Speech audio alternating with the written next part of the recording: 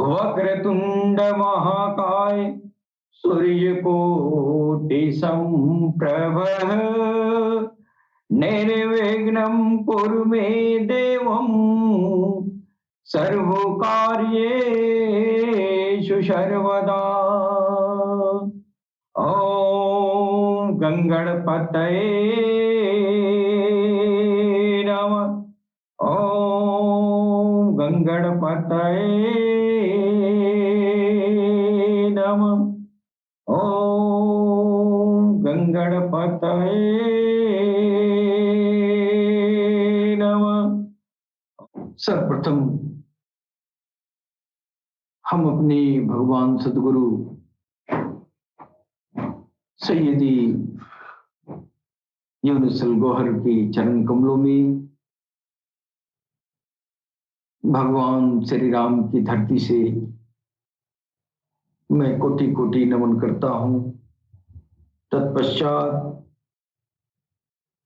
हमारे जितने भी भाई बंधु जो पूरी दुनिया में प्यार और मोहब्बत का पैगाम इंसानियत के दिलों तक पहुंचाते हैं, उन सभी भाई बंधुओं को मैं सर नवाकर प्रणाम करता हूं। जैसा कि सर्वविदित है कि हम अपने अल्लाह टीवी चैनल के माध्यम से कलयुग के दौर में आने वाली वो हस्ती जिसको हमारे सनातन धर्म में कल्कि अवतार के नाम से जाना जाता है, दीन इस्लाम में इमाम मेहदी अस्सलातु वस्सलाम के नाम से जाना जाता है,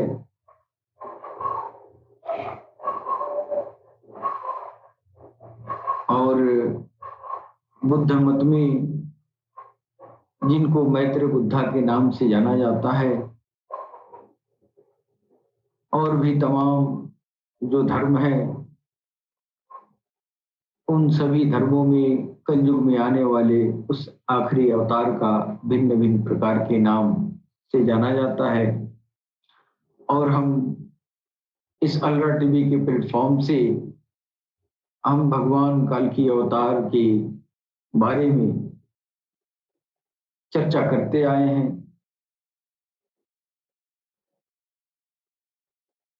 हम भगवान कल्कि अवतार इमाम मेहदी अस्सलातु वस्सलाम की पहचान वेद और पुराणों की रोशनी में पहचान कराने की कोशिश करते हैं। जो पुण्य आत्माएं हैं जो भगवान की तलाश कर रही हैं, उनके लिए हमारे अल्लाह टीवी प्लेटफॉर्म पर सतबार स्वागत है।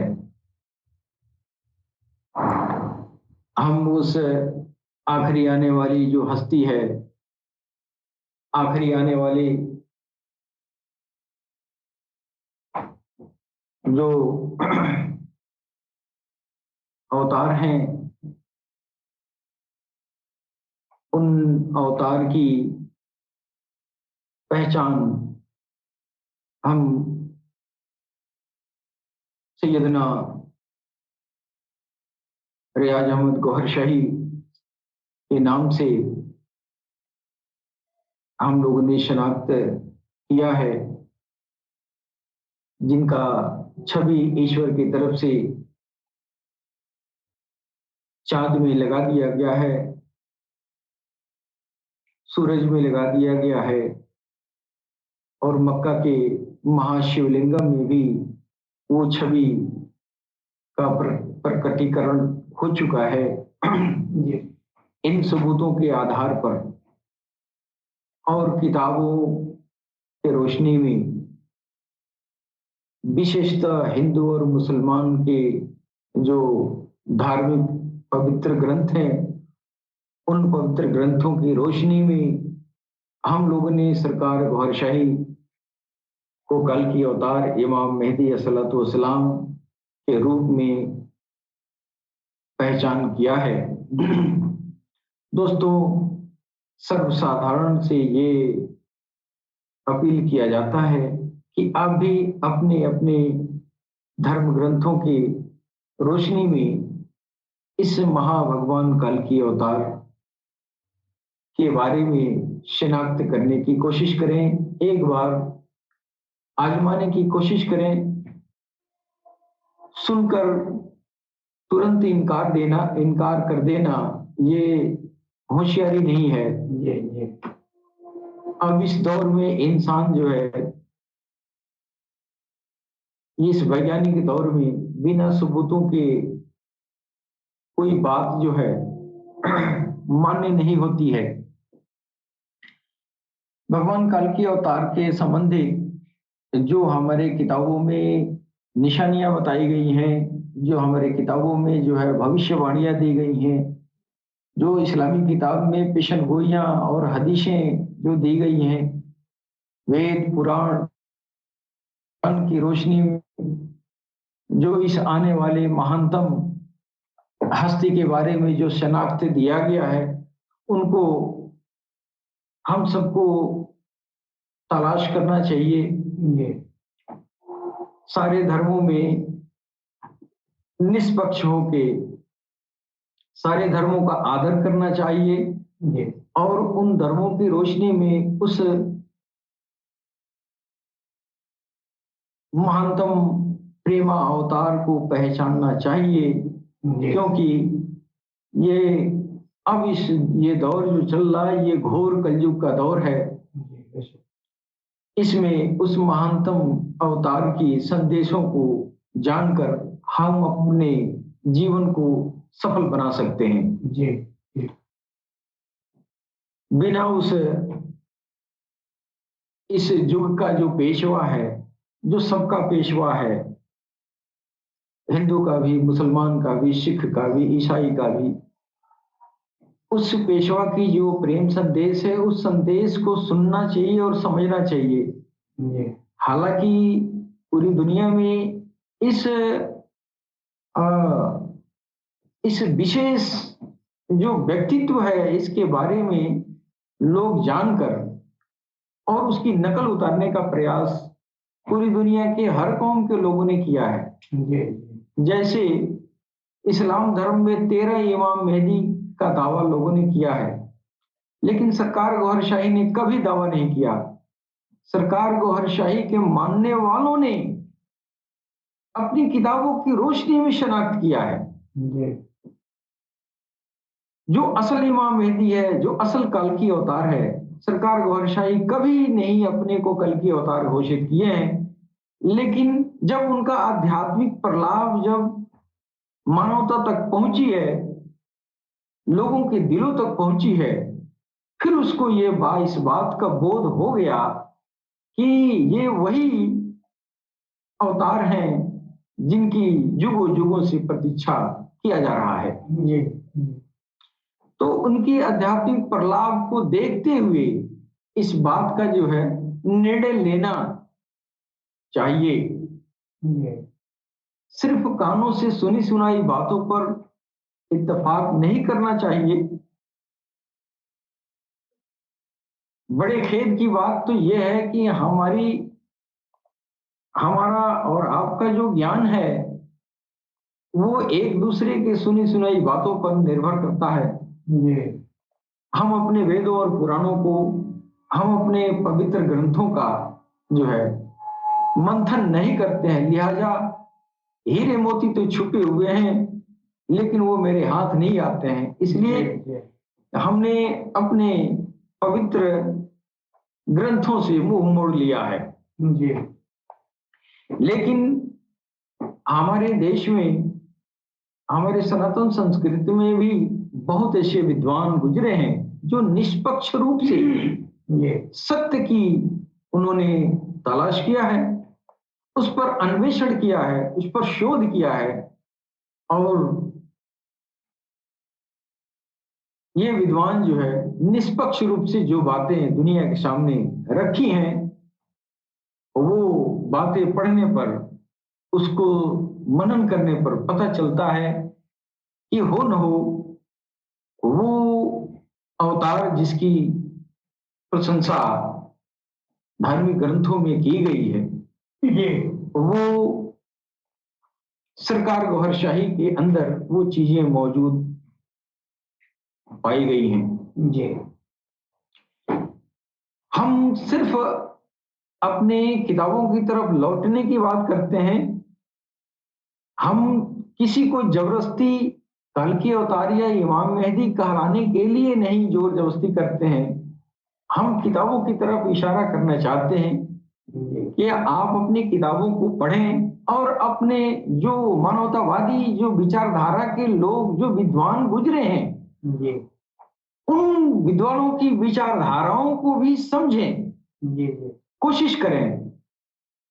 हो सकता है कि उन विद्वानों की विचारधाराएं अगर मेरे समझ में आ जाएंगी तो मानवतावादी विचारधारा मेरे अंदर भी आ सकता है और हम सही रास्ते पर चल सकते हैं और इस दुनिया को शांतिपूर्ण बनाने में मदद कर सकते हैं। जी जैसा कि हमारे देश में एक ऐसे योगी का इस पदार्पण हुआ हमारे धरती पर,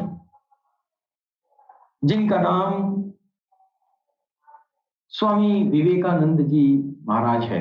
जी स्वामी विवेकानंद के आध्यात्मिक रसाई से कौन नहीं परिचित है। जी उनके आध्यात्मिक जो पहुंच थी, जो आध्यात्मिक रसाई थी, उस आध्यात्मिक रसाई का कायल पूरा विश्व है। लेकिन चरमपंथी विचारधारा के लोग स्वामी विवेकानंद को, उनके विचारों को चरमपंथी विचारधारा में बदल दिया। लिहाजा उनका जो प्रेम संदेश था, वो प्रेम संदेश जो है उसमें रद्दो बदल करने की वजह से उनका जो है संदेश दूरस्थ जगहों तक जाने से रुक गया। जी स्वामी विवेकानंद जी महाराज वो मानवतावादी विचारक थे। वो किसी एक धर्म के पक्षपाती नहीं थे।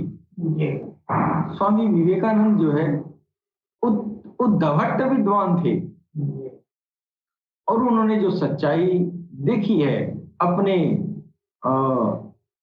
अपने जो है जागृत नेत्रों से, वो चीजें जो है दुनिया के सामने रखी है और इतना वो तथ्य परख है उनका विचार।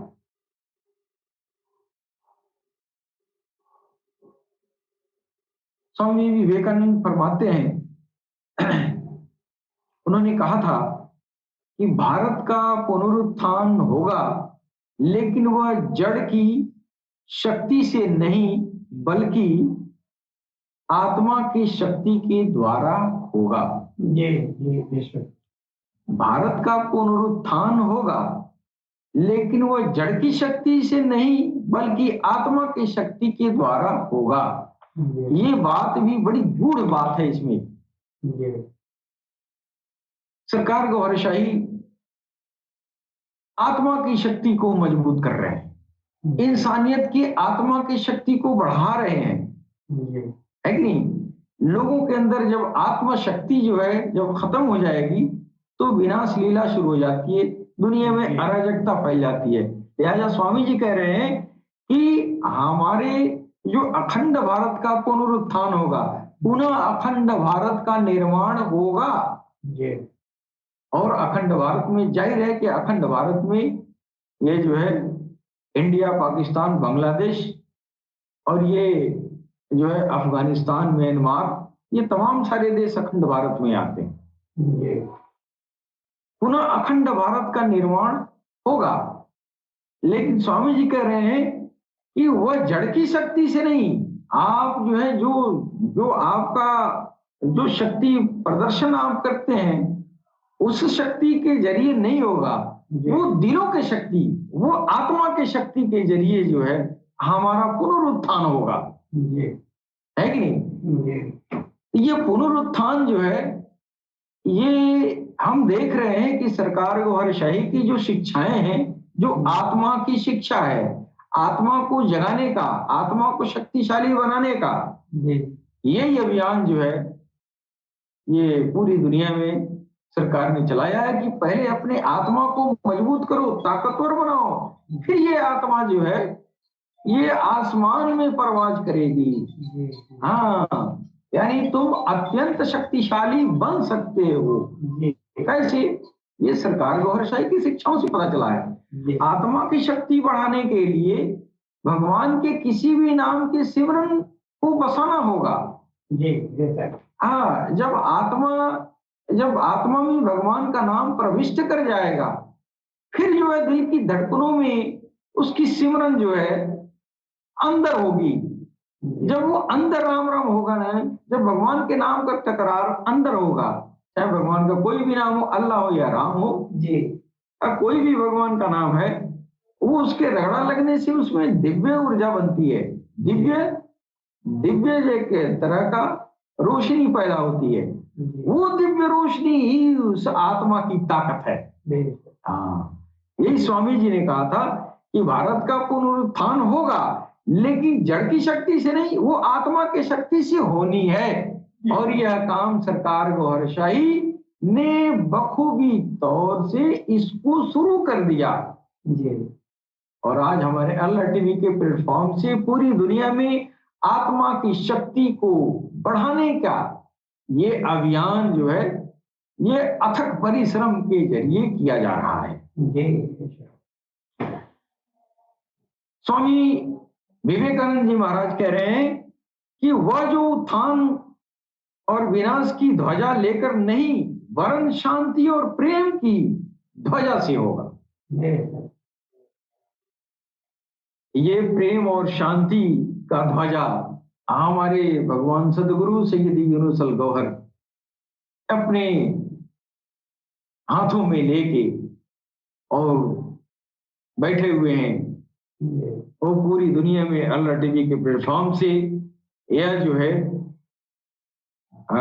शांति और प्रेम का पैगाम दे रहे हैं। यही वो स्वामी विवेकानंद का जो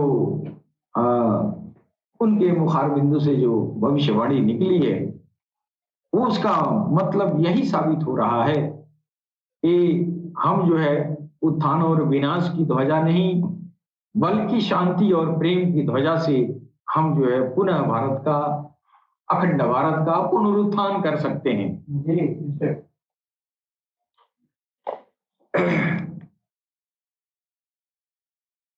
सन्यासियों के आगे लिख रहे हैं कि ये पुनरुत्थान सन्यासियों की वेशभूषा और धन शक्ति से नहीं, ये जो अखंड भारत का फिर निर्माण जो होना है, जो कल्याण होना है, वह जो है सन्यासियों की वेशभूषा से नहीं होगा। वो सन्यासी चाहे किसी भी दीन और धर्म का हो, सन्यासियों की वेशभूषा से भारत का, अखंड भारत का पुनरुत्थान नहीं होना है, बल्कि भिक्षा पात्र की शक्ति से संपादित होगा। ये स्वामी जी का कहना है। स्वामी जी अपने भविष्यवाणी में बताया है कि मैं अपनी मानस चक्षु से भावी भारत की उस पूर्ण अवस्था को देखता हूं, जिसका तेजस्वी और अजेय रूप में वेदांती और बुद्धि और इस्लामी शरीर के साथ उत्थान होगा। अब देखिए, स्वामी विवेकानंद की ये जो है अकाट्य भविष्यवाणी यहां साबित हो रही है कि भारत की उस पूर्णावस्था को वो देख रहे हैं अपने दिव्य नेत्रों से। अपने दिव्य नेत्रों से भारत का जो पुनरुत्थान पूर्णावस्था।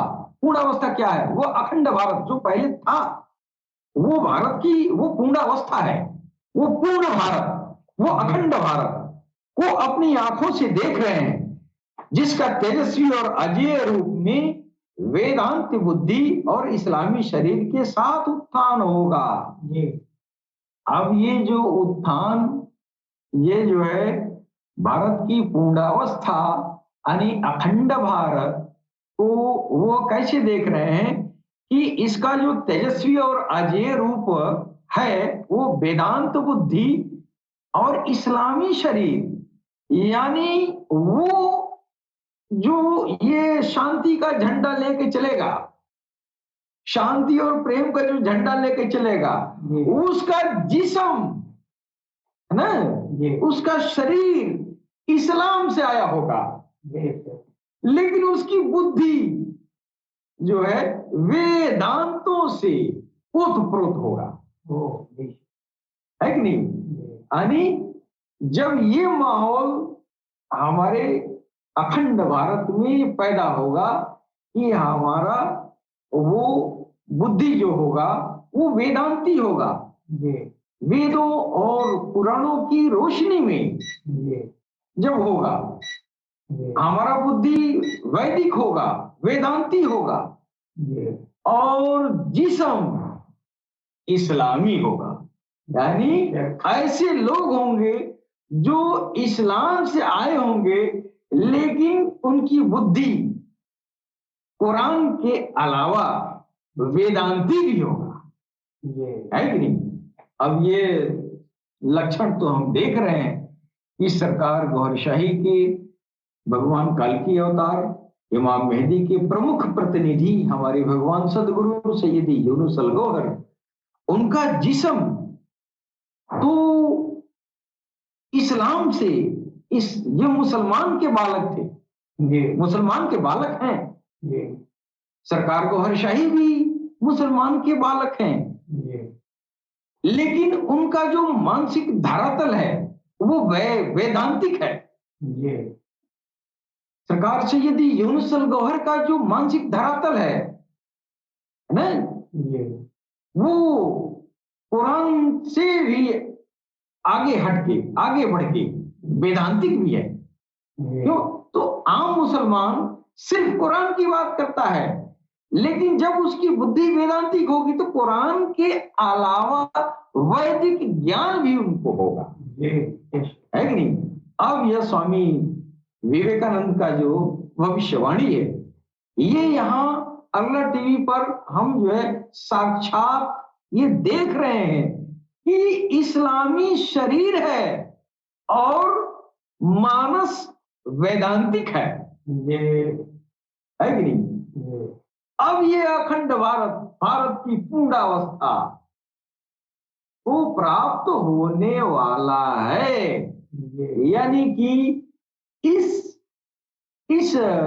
पूर्णता के तरफ पहल जो है अल्लाह टीवी चैनल से हो चुकी है, और ये हम अपनी आंखों के सामने देख रहे हैं कि सरकार गौहरशाही के प्रमुख प्रतिनिधि सरकार सैयदी यूनुस अल गौहर हमारे भगवान सदगुरु हैं, उनके जो मानने वाले जो भी मुसलमान हो या सिख हो या ईसाई हो या कोई भी हो, अपनी छाप उनके ऊपर ये जो है डाल रहे हैं कि कुरान और हदीसों की जो हृदय है, उस हृदय को धारण करते हुए नहीं, वो उस नूर को, उस ज्योति को धारण करते हुए आपकी बुद्धि वैदांतिक है। जितने भी मानने वाले लोग हैं, हमने देखा है कि जो भी हमारे सरकार सैयदी यूनुस अल गौहर की जो मानने वाले जो मुसलमान भाई हैं, हमने देखा है कि उनके अंदर चरमपंथी विचारधारा तो बिल्कुल खत्म है। वो अन्य धर्मों से, जो अन्य धर्म के लोगों से जब मिलते जुलते हैं तो लगता ही नहीं है कि वो जो उनके अंदर कोई चरमपंथी विचारधारा का लेस मात्र भी बचा है। मैं पूरे विश्व में उनसे जुड़े हुए लोगों से मैं कम्युनिकेशन हो चुका है, रहता भी है, और मैंने ये पाया है कि जितने भी सैयदी यूनुस अल गौहर की ये जो है मानने वाले, उनमें आस्था रखने वाले, उनके विचारों से संतुष्ट रहने वाले जो मुसलमान भाई हैं, उनके अंदर, उनके दिल में कुरान है और उनकी जो बुद्धि है वो वेदांतिक है। हाँ, ये चीज जो है इस दौर में साकार होते हुए मैं अपनी आंखों से देख रहा हूं। और ये जो है हमारे स्वामी विवेकानंद जी महाराज की जो भविष्यवाणियां हैं वो यहाँ जो है ये सच साबित हो रही है। ये हमारी मातृभूमि के लिए इन दोनों विशाल मतों का सामंजस्य, हिंदू और इस्लाम, हिंदुत्व और इस्लाम, वेदांतिक बुद्धि और इस्लामी शरीफ, यही एक आशा है। स्वामी जी ने क्या कहा था? यही एक आशा है। क्या? तो इस भारत की उस पूर्णावस्था तक पहुंचने के लिए वो ये दो जो है ये विशाल मतों का सामंजस्य होना जरूरी है। क्या? तो हिंदुत्व और इस्लाम दोनों में वैदांतिक बुद्धि और इस्लामी शरीर के मिलन से जो है हमारे अखंड भारत का पुनर्स्थापना संभव है। यह स्वामी विवेकानंद जी महाराज बहुत पहले इस दुनिया में करके चले गए। पैगंबरों और अवतारों के भेजे जाने का इस धरती पर एक विशिष्ट औचित्य होता है।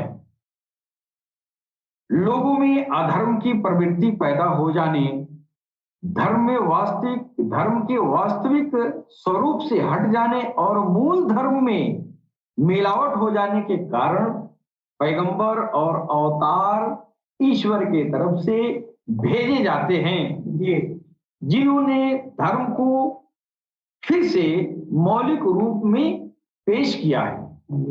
जैसे हमारा सनातन धर्म सबसे पुरातन धर्म है और इसमें जो है लोगों में अधर्म की प्रवृत्ति पैदा हो गई, क्योंकि बिगाड़ होनी है। सबसे पुरातन तो हम ही है, यानी हमारा सनातन धर्म है और इसमें बिगाड़ पैदा होने की ज्यादा संभावना है। क्यों? ये सबसे पुरातन है। समय बीतने के साथ सारे धर्मों में बुराइयां आई जाती हैं, है कि नहीं? तो ये जो सनातन धर्म हमारा है, इस धर्म के जो मूल उद्देश्य, जो मूल स्वरूप है, उससे जब इंसानियत हट गई और इसमें मूल धर्म में स्वार्थपरता के वशीभूत इस धर्म के विद्वानों ने अपने वर्चस्व की स्थापना हेतु जो है मूल धर्म में मिलावट करना शुरू कर दिए। लिहाजा हमारे सनातन धर्म का स्वरूप बिगड़ गया और इस हेतु जो है पुनः इसको जो है संवारने के लिए ईश्वर की तरफ से यह जो है इस्लाम धर्म का उदय हुआ। और ये इस्लाम धर्म को लाने वाले हजरत मोहम्मद सल्लल्लाहु ताला अलैहि वसल्लम इस धरती पर ईश्वर के तरफ से भेजे गए। जब हजरत ईसा अलैहिस्सलाम को आए हुए 500 से अधिक वर्ष बीत चुके थे, तो नबियों की शिक्षाएं जो है नष्ट हो चुकी थी या विकृत हो चुकी थी।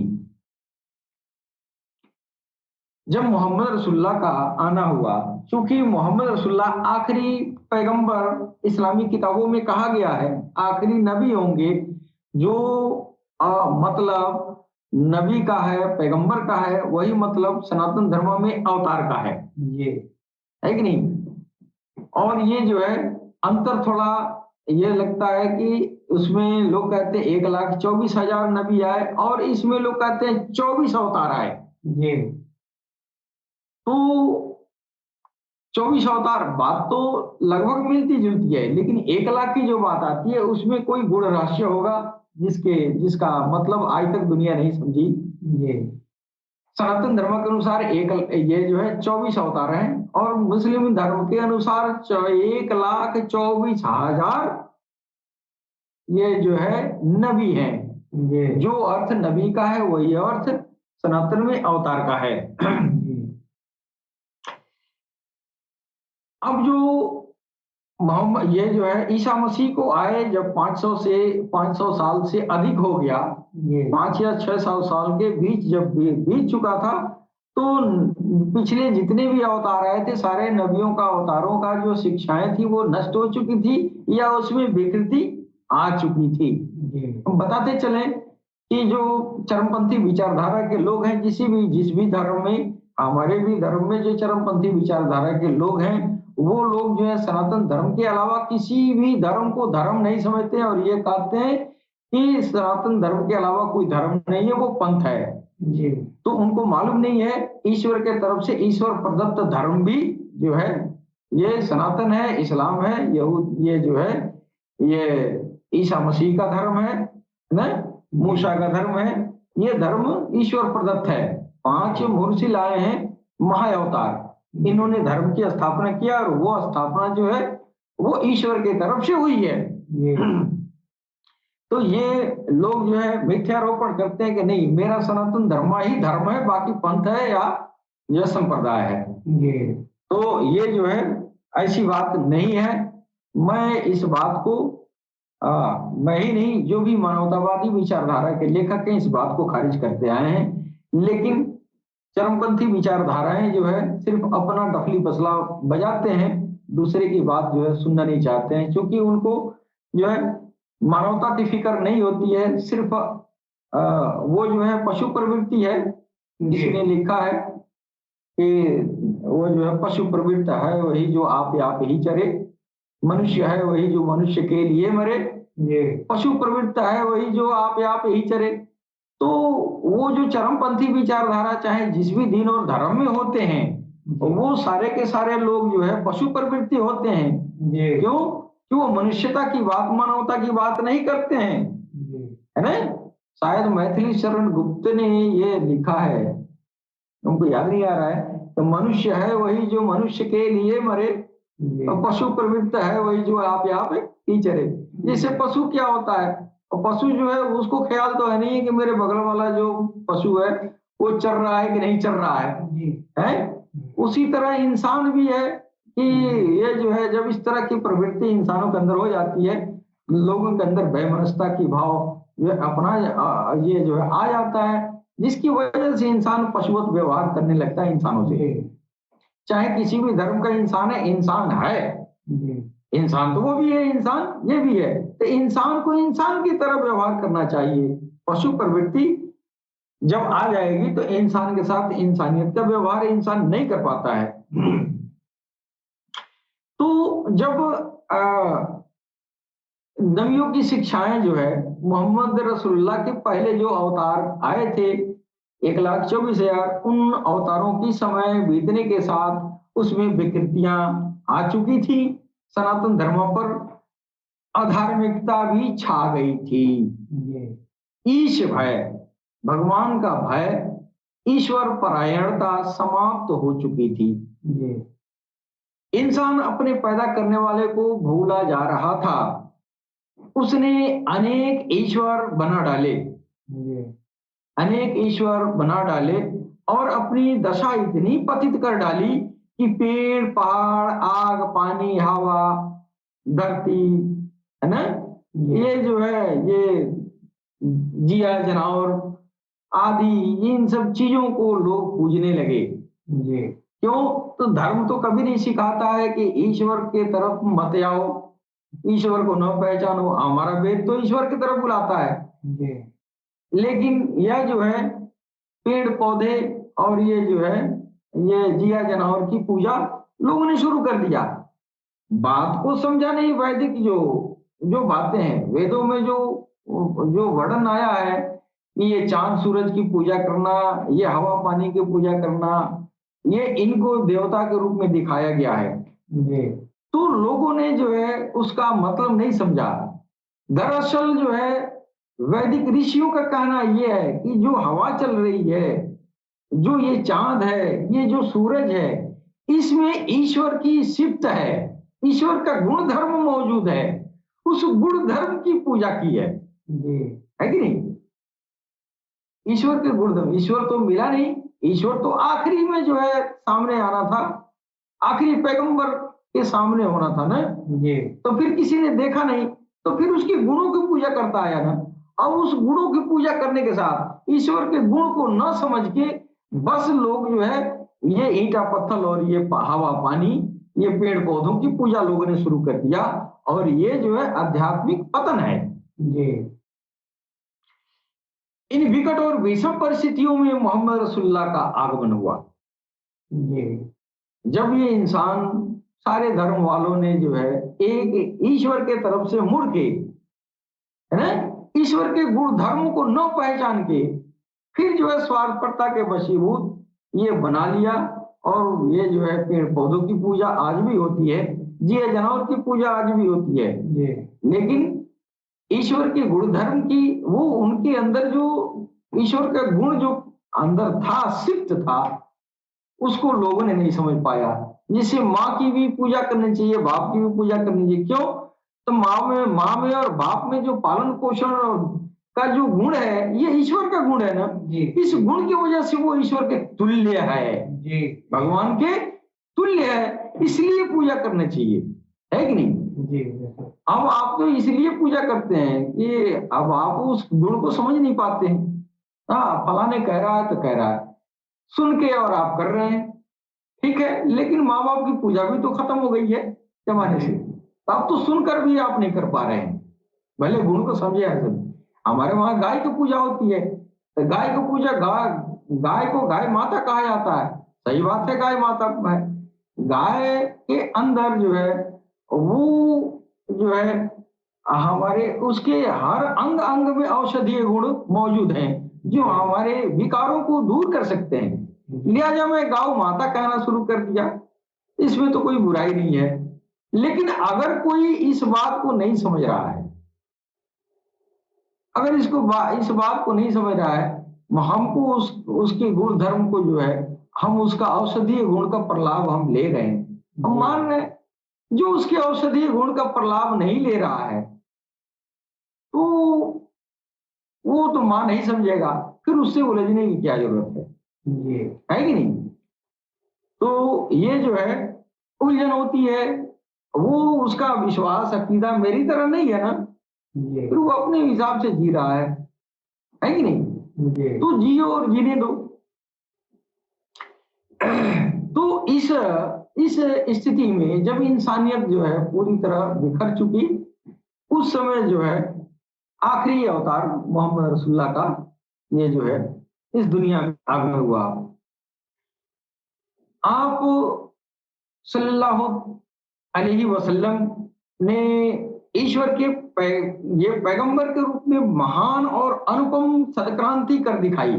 जी आप कोई नया धर्म लेकर नहीं आए, जबकि ये जो है यही सबसे बड़ी समझदारी की बात है कि लोग समझते हैं कि इस्लाम एक नया धर्म है जी और इसी से वैमनस्यता फैलती है। जी हाँ, तो ये जो है मोहम्मद रसूलुल्लाह एक नया धर्म लेके नहीं आए। आखिर वो इस्लाम है क्या? कोई नया धर्म नहीं था, बल्कि मानव जाति के आरंभ से चले आ रहे सनातन धर्म में आई खराबियों और विकृतियों को दूर कर उसको मौलिक रूप में पेश कर दिया, उसका नाम इस्लाम हो गया। है कि नहीं? अब यह बात आप नहीं जानते हैं तो बार बार आप मुसलमानों को लान तान करते हैं। ये अलग बात है कि वो उसमें जब बिगाड़ आया तो वो खूनी हो गए और कत्लो गारत करे। एक ऐसा कुनबा उनका है कि उसमें ये है निर्दोषों की हत्या करते हैं। ये तो सही बात है, इन अत्याचारियों और धर्म के नाम पर कत्ल करने वालों का विरोध होना चाहिए। लेकिन जो पैगंबर साहब ने जो दीन और धर्म उनके हाथ में दिया, वो धर्म उनके हाथ में नहीं है, वो नाम का इस्लाम है नहीं, है कि नहीं? इस्लाम है क्या कि हमारे जो मानव जाति की जो आरंभ से शुरू से ही चले आ रहे जो है, सनातन का मतलब ही होता है हमेशा से जो आ रहा है, शुरू से ही जो आ रहा है, इसमें जो आई खराबी विकृतियां, जो है पहाड़, आग, पानी, हवा, धरती, चांद, सूरज, पेड़ पौधे, जिया जानवर की जो पूजा होनी शुरू हो गई ईश्वर को छोड़ के, फिर ये खराबी जब आ गई, ये विकृतियां आ गई, तो इन विकृतियों को दूर कर उसे मौलिक रूप में, मूल रूप में पेश किया गया, है कि नहीं? मूल रूप में जो है पेश किया। अब मोहम्मद रसूलुल्लाह ने इंसानों को उनकी असल हैसियत बताई और उनकी मिथ्या धारणाओं का उन्मूलन किया। आप रसूलुल्लाह ने बताया कि इंसान का ईश्वर केवल एक है, वह निराकार है। इंसान को उसी की दासता अपनानी चाहिए, किसकी? उसी ईश्वर की जो हमको तुमको सबको बनाया है, जो हिंदू को भी बनाया, मुसलमान को भी बनाया, उसी ईश्वर की गुलामी अपनानी चाहिए, उसकी दासता अपनानी चाहिए, उसी की ही पूजा करनी चाहिए। यदि वह इस धारणा और भक्ति कर्म का इनकार करता है तो वो अपने को गलत जगह पर खड़ा कर लेता है कि नहीं? जिसके कारण उसके कदम गलत दिशा में जाने लगते हैं, और जब ऐसा होने लगता है तो भला उसकी जीवन यात्रा, उसकी पारलौकिक जिंदगी कैसे सफल हो सकती है? जीवन की सुगम, सार्थक और सफल और फलदायी यात्रा के लिए ये जो है अंतिम अवतार, कल्कि अवतार,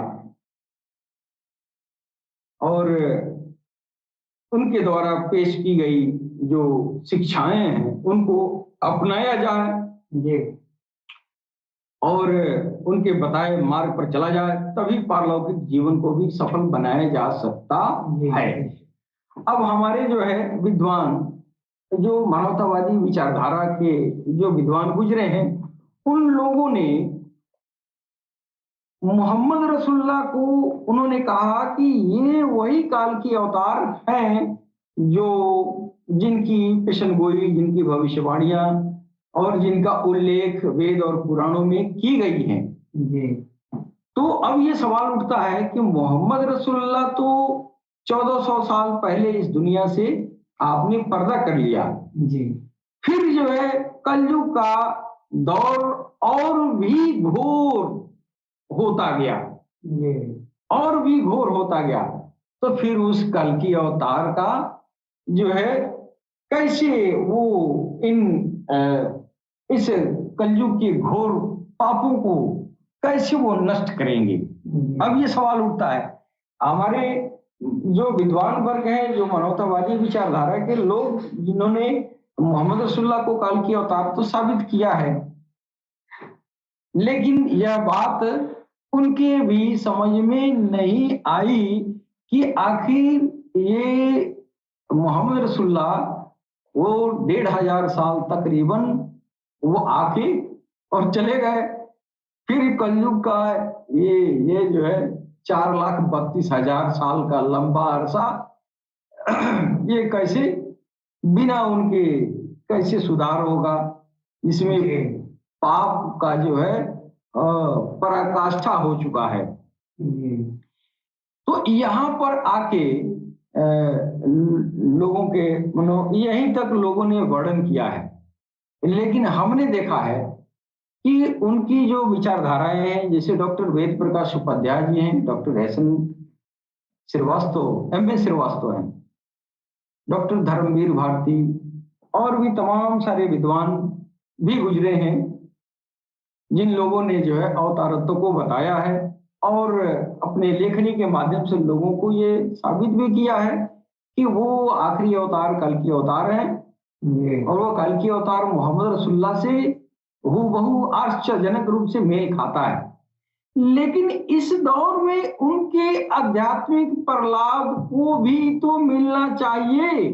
जी अब वो आध्यात्मिक प्रलाप जो इंसानियत की पारलौकिक जिंदगी को संवारने वाला है, वो आध्यात्मिक प्रलाप अब कहां से मिल रहा है? जी अब इस दौर में हम देख रहे हैं कि वो आखिरी अवतार की आध्यात्मिक प्रलाप जो है सरकार गौहर शाही के इस अभियान से, इस नामदान के अभियान से पता चल रहा है कि वही जो है मोहम्मद रसूलुल्लाह का जो वो आध्यात्मिक प्रलाप था, वो आत्मा को विशुद्ध करना, आत्मा को ताकतवर बनाना, आत्मा को जागृत करने वाला जो आध्यात्मिक प्रलाप है, अब ये सरकार गौहर शाही के ये जो है कर कमलों द्वारा ये संपादित हो रहा है। जी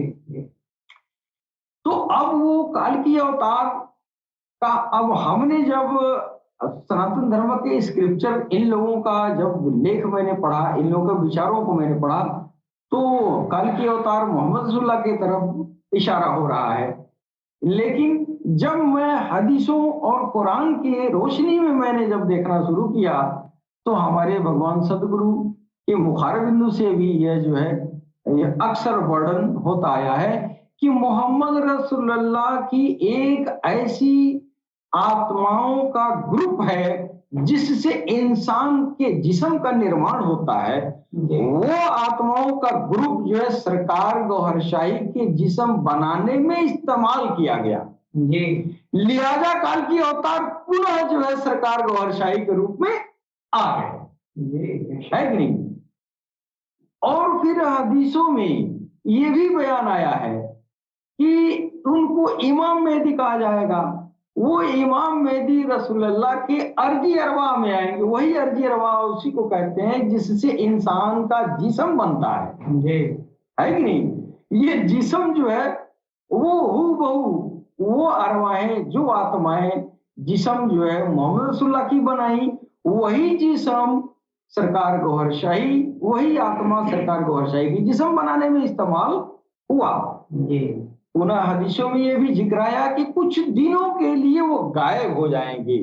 जी सरकार गौहर शाही कुछ दिनों के लिए गायब हैं। जी सरकार गौहर शाही को मौत नहीं आ सकती, है कि नहीं? जी इसलिए कि उनका वो जिस्म है जो लाफानी है, जिसको मौत नहीं आ सकती।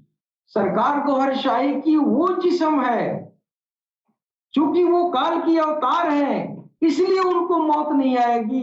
इसलिए कि उनके अंदर जो है ईश्वर का वो स्वरूप, वो ज्योति, वो पावर मौजूद है जो अब तक किसी के अंदर नहीं था। जी बेशक ईश्वर का वो स्पिरिट उनके अंदर जो है वो दौड़ रहा है खून में। वो सर से पांव तक ईश्वर के का जो है वो ज्योतिर्पुंज जो है शरीर था, जी जी जो गायब हो गया, जी वो मरा नहीं, है कि नहीं? जी अब ये इस दुनिया का ये जो है इस आलम का जो कानून है, जो नियम है ना, जी उस नियम का अनुपालन करते हुए उन्होंने एक इस्तबाही जिस्म को दुनिया के सामने रख दिया जी और आप गायब हो गए। जी उन्होंने पहले भी कहा था कि हम एक दिन ऐसा होगा कि हम जो है तुम लोगों के बीच से गायब हो जाएंगे। जी बारहा इस बात को सुना गया जी और ये भी सुना गया कि सरकार गौहर शाही ये भी फरमाते थे कि हम पुनः वापस आएंगे। जी जी लिहाजा काल की अवतार के बिना ये कलयुग का कोई पल खाली नहीं होगा, चाहे वो 4,32,32,000 साल का काल हो, समय हो, वो हर समय उनकी मौजूदगी इस धरती पर वो नहीं है। जी किसी जमाने में मोहम्मद के रूप में था और किसी जमाने में 1500 साल गुजर गया, वही जिस्म, वही हस्ती, वही ईश्वर का वो संबंधित वो पावर, जी ईश्वर का वो ज्योतिर्पूर्ण वो शरीर जो है ये गौहरशाही के रूप में भी उपस्थित था। फिर वो जो है शरीर जो है हमारे आंखों से ओझल हो गया, गया नहीं है यहीं पे, जी पुनः वो आएगा। लिहाजा काल की अवतार का इंतजार अभी होना है, जी अभी होना है। फिर वो आएंगे, इसमें कोई शक नहीं है, जी उनको आना ही आना है। समझ रहे कि नहीं? तो ये जो है वो ईश्वरीय वाणी के ये जो है उपदेष्टा है।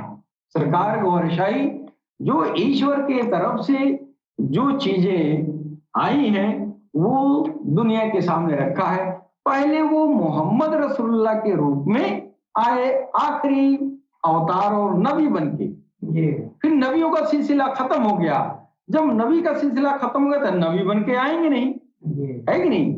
जब वो आए तो वही काम जो है ईश्वरीय वाणी की उपदेष्टा पहले दौर में उन्होंने किया और वही जो है काम दूसरे दौर में भी उन्होंने शुरू किया। हालांकि कुरान में इस बात का उल्लेख है, वलिल आखिरती खैर लकुम मिनल उला, यानी ईश्वर कह रहा है कि आपका इस दौर से बेहतर अगला दौर होगा। ये अगला दौर यही है सरकार गौरशाही के रूप में। जी और हदीस कह रहा है कि वो गायब भी हो जाएंगे, तो ये भी दौर चल रहा है, गायब भी हो गए, जी लेकिन उनका पैगाम, उनका आध्यात्मिक प्रलाप जारी है और ये तब तक जारी रहेगा जब तक उनकी आमद इस धरती पर रहेगी। वो गए नहीं है यहीं पे, जा नहीं सकते हैं। हमारे इम्तिहान के लिए मेरी आंखों से पर्दा उन्होंने किया है, लेकिन गए नहीं है। अगर कल की अवतार इस धरती से चला जाए तो यहाँ कुछ भी नहीं बचेगा। जी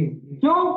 तो सारी यहाँ जो भी पेड़ पौधे पहाड़ पर्वत जो भी दिखाई दे रहे हैं उनमें जो आत्माएं मौजूद है, उनकी उन आत्माओं की सरदार आत्मा कल की अवतार के जिस्म में मौजूद हैं। जी अगर वो काल की अवतार यहाँ से चले गए तो ये पेड़ पहाड़ पर्वत, ये इंसान जानवर सब कुछ खत्म हो जाएगा, जी सब कुछ चला जाएगा, है कि नहीं? लिहाजा वो ये सब साबित दिखाई दे रहा है, दुनिया अभी सलामत दिखाई दे रही है। इससे ये पता चलता है कि इनकी जो सरदार आत्माओं का जो वो ग्रुप है, जो मजमुआ है ना, वो अभी मौजूद है इसी ब्रह्मांड में, है कहीं, वो गया नहीं है कि नहीं? तो हम जो है सरकार गौहरशाही को काल की अवतार इसलिए कहते हैं कि हमारी किताबों की रोशनी में हमारे मानवतावादी विचारधारा के उत्कृष्ट विद्वानों ने अपना जो मत पेश किया, उसके रोशनी में हमको पता चलता है कि इस समय सरकार गौहरशाही काल की अवतार है। इसके साथ ही हम अपने वाणी पर विराम देते हैं। सलाम, नमस्ते, सत श्री अकाल, गौहरशाही, मरहबा।